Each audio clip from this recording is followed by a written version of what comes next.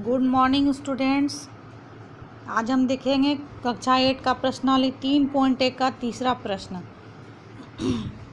वह छोटी संख्या ज्ञात करना है जिससे भाग देने पर दी गई संख्या का भागफल एक पूर्ण घन होगा। अर्थात यहाँ पर संख्या दी हुई है 128। तो प्रश्न ये है कि 128 को हम किस संख्या से भाग देंगे। 128 को हम किस संख्या से भाग देंगे कि भागफल एक पूर्ण घन हो जाए। 128 का हम सबसे पहले अभाज्य गुणनखंड निकाल लेते हैं। तो 128 एक सम संख्या है, इसलिए हम सबसे पहले इसे 2 से भाग देते हैं। 2 से भाग देंगे तो कितना बार में जाएगा? 64 बार में। आप भाग देकर इसे देख भी सकते हैं। फिर 64 2 से भाग जाएगा 32 बार में। फिर 32 2 से भाग जाएगा 16 बार में। फिर 16 2 से भाग जाएगा 8 बार में। फिर 8 2 से भाग जाएगा 4 बार में। और 4 2 से भाग जाएगा 2 बार में। तो इस प्रकार से हम देखते हैं कि 128 का अभाज्य गुणनखंड निकल गया 2 गुना 2 गुना 2 गुना 2 गुना 2 गुना 2 गुना 2।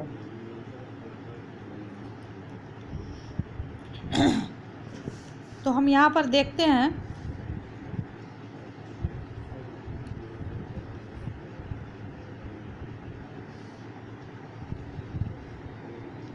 यहाँ पर हम देख रहे हैं कि इस संख्या का पहला त्रिक बना यहाँ पे, फिर ये दूसरा त्रिक बना। अब ये 2 केवल एक्स्ट्रा बच जा रहा है। अगर ये 2 नहीं होता तो 128 एक पूर्ण घन होता।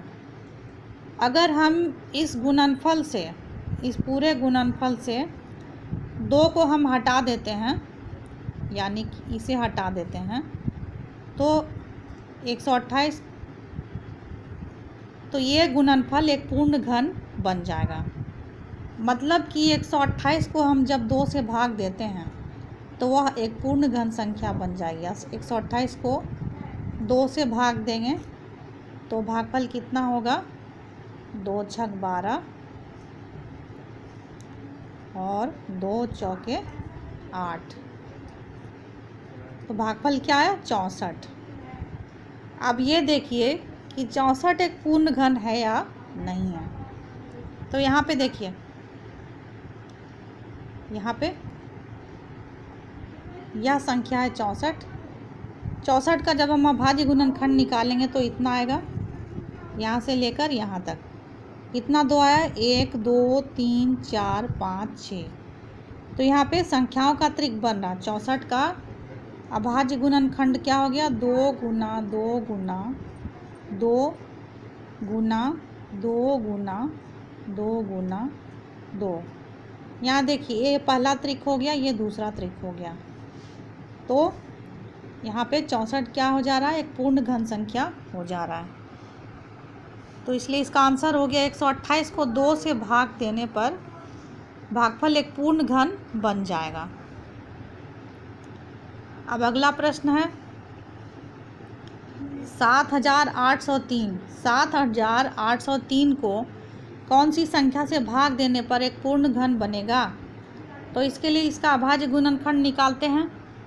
अभाज्य गुणनखंड निकालने के लिए इसे हम भाग देंगे। 2 से जाएगा नहीं, लास्ट में 3 है, इसलिए 3 से भाग देकर देखते हैं।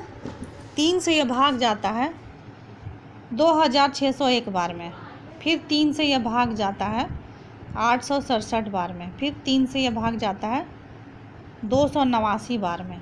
फिर ये 3 से आगे भाग नहीं जाएगा, ये 17 से भाग जाएगा 17 बार में। तो यहाँ पर देखा जाए 7803 का अभाज्य गुणनखंड निकला है यहाँ 3 गुना 3 गुना 3 गुना 17 गुना 17। अब यहाँ एक त्रिक है 3 का, लेकिन 17 का त्रिक नहीं बन रहा है। तो अगर ये 17 गुना 17 इस गुणनफल में नहीं होता तो ये संख्या एक पूर्ण घन संख्या होती। मतलब कि मुझे इस 17 गुना 17 को हटाना होगा। तो 17 गुना 17 कितना होता है? 289 होता है। तो 17 गुना 17 को हम हटा देते हैं, मतलब कि इस पूरे संख्या को, ये पूरा जो संख्या आया है इसे हम 17 गुना 17 से भाग दे देते हैं। तो भाग अगर देते हैं तो देखिए 17 गुना 17, ये 17 और ये 17 कट जाएगा, ये 17 कट जाएगा, कितना बच जाएगा 3 गुना 3 गुना 3।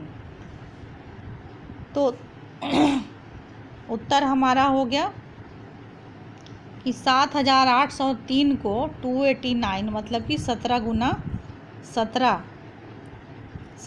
17 से भाग देने पर भागफल एक पूर्ण घन बन जाएगा। अब अगला प्रश्न है 24,300। 24,300 को किस संख्या से भाग देने पर एक पूर्ण घन बनेगा? तो भाग देना शुरू करते हैं। अभाज्य गुणनखंड निकालने के लिए 2 से भाग लगा, कितना बार में किया? 1,21,050।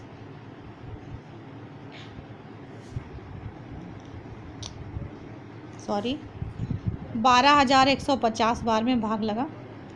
फिर 2 से भाग देंगे तो ये 6,075 बार में भाग लगा। फिर 5 से भाग देंगे तो ये 1,215 बार में भाग लगा। फिर 5 से भाग देंगे 243 बार, 3 से 81 बार, 3 से 27 बार, 3 से 9 बार, फिर 3 से 3 बार।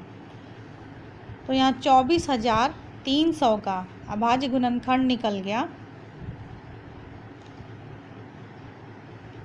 2 गुना 2, 5 गुना 5, 3 गुना 3 गुना 3 और 3 गुना 3। यहाँ पर हमें केवल एक ही त्रिक प्राप्त हो रहा है, 3 गुना 3 गुना 3 बस, और बाकी किसी भी संख्या का त्रिक प्राप्त नहीं हो रहा। तो जितनी संख्याएं बच रही हैं उन सबको हमें इस गुणनफल से हटाना होगा, और इस गुणनफल से हटाने के लिए हमें इन सभी संख्याओं से भाग देना होगा। मतलब कि 2 गुना 2 क्या हो गया 4, 4 गुना 5 हो गया 20, 20 गुना 5 हो गया 100, और ये 100 गुना 3 गुना 3 मतलब कि यहाँ 900, और 9 को गुना करेंगे तो कितना हो जाएगा 900। मतलब कि 24,300 को 900 से भाग देने पर भागफल एक पूर्ण घन बन जाएगा। तो यही हमारा आंसर हो गया।